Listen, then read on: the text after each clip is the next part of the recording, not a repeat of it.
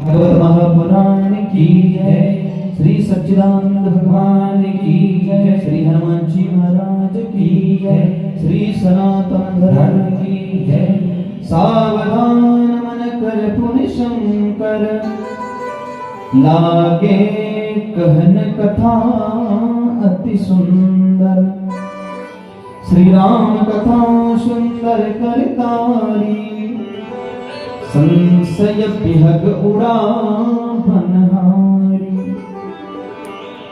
आज चतुर्थ दिवस की कथा में आप हम सब प्रवेश करते हैं, जिसमें श्री गणेश जी महाराज की हमने शरण ली। गणेश जी साक्षात महात्मा है, देवात्मा है, क्योंकि बुद्धि प्रदाता है।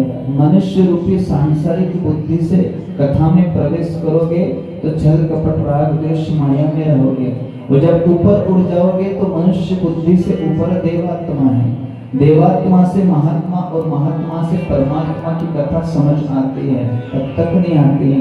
भगवान ने श्रीमद् भगवत गीता अर्जुन को समझाई तो अर्जुन को 1-2 अध्याय तक तो हाँ भरा, पर समझ नहीं आ रही है।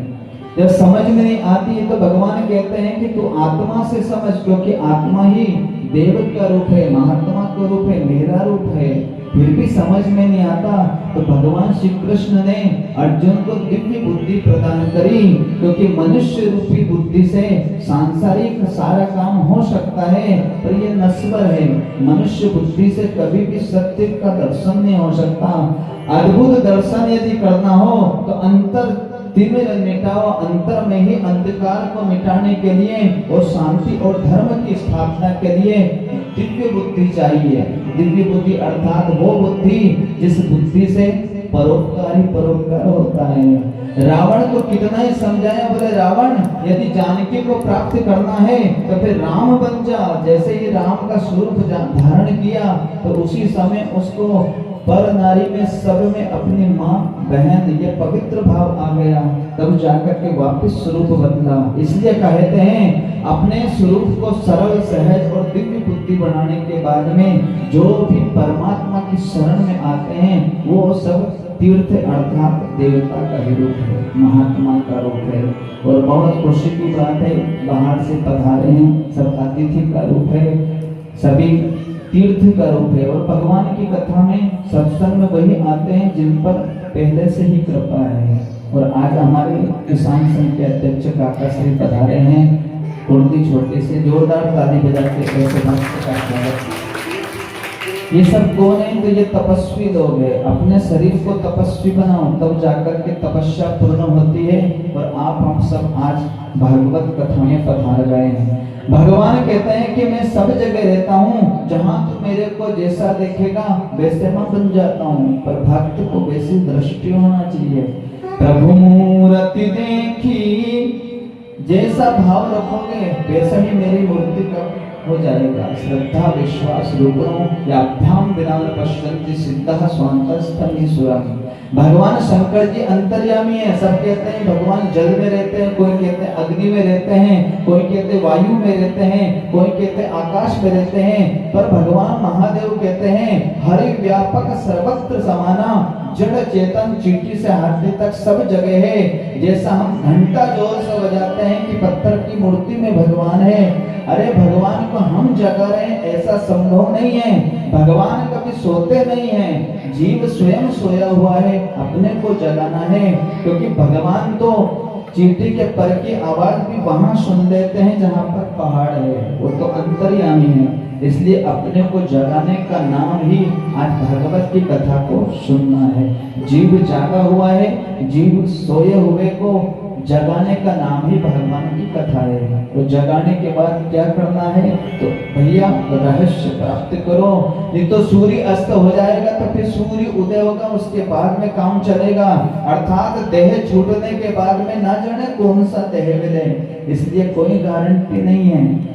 मानव जन्म अनमोल है, मिले ना दूजी बार। बारंबार शरीर मरता है, आत्मा नहीं मरती। ना मन मरता है, ना इच्छा मरती है, ना तृष्णा मरती है।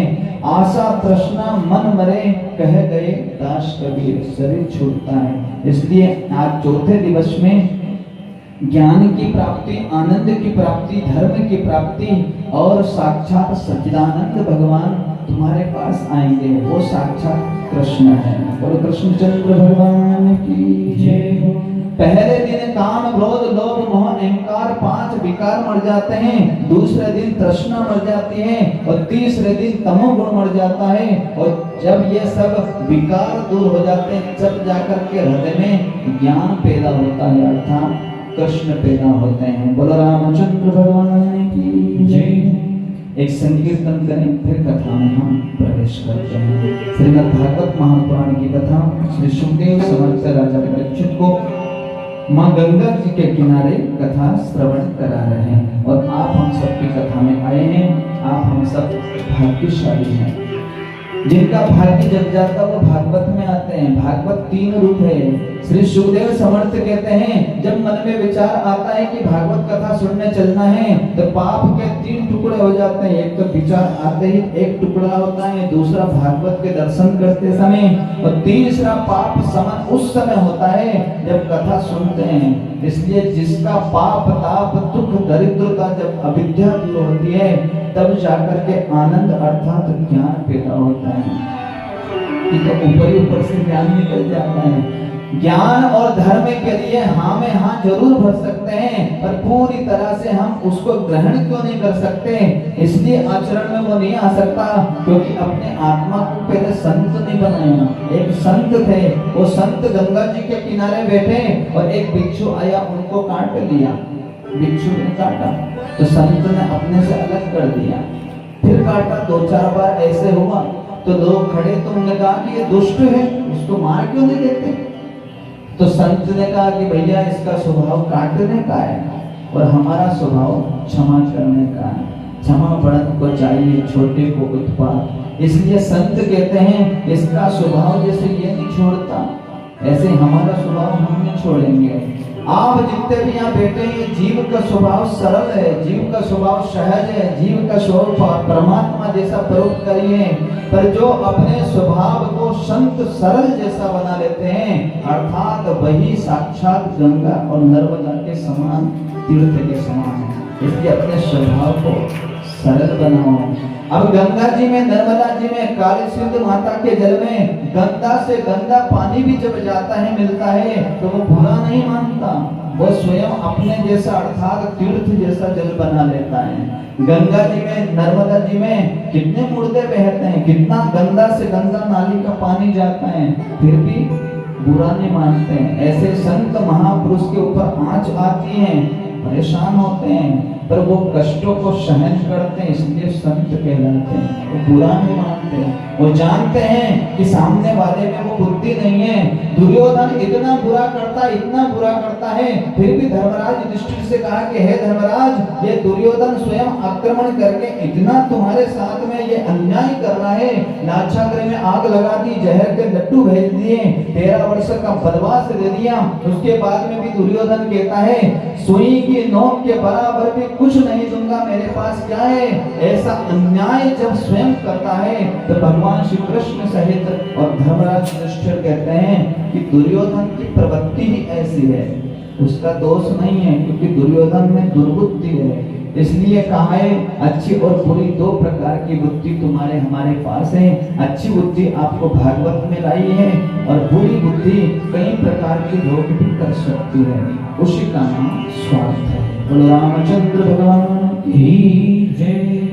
मन लागो मेरो यार फकीरी में, मन लागो मेरो यार फकीरी में, ओ फकीरी में, हाँ फकीरी में, फकीरी में, हाँ फकीरी में, मन लागो मेरो यार फकीरी में, मन लागो मेरो यार फकीरी में।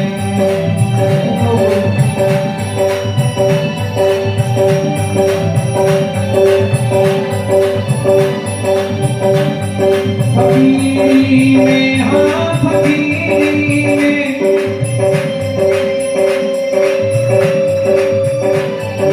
लागो मेरो यार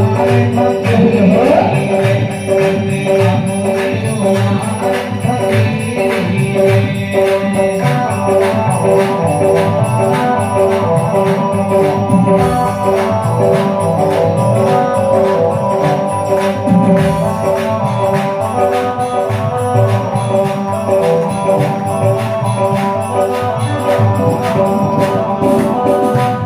सुख पायो राम भजन में, जो सुख पायो राम भजन में, तो सुख नाही अमीरी में, तो सुख नाही अमीरी में, मन लगो मेरो यार फकीरी में, मन लगो मेरो यार फकीरी में।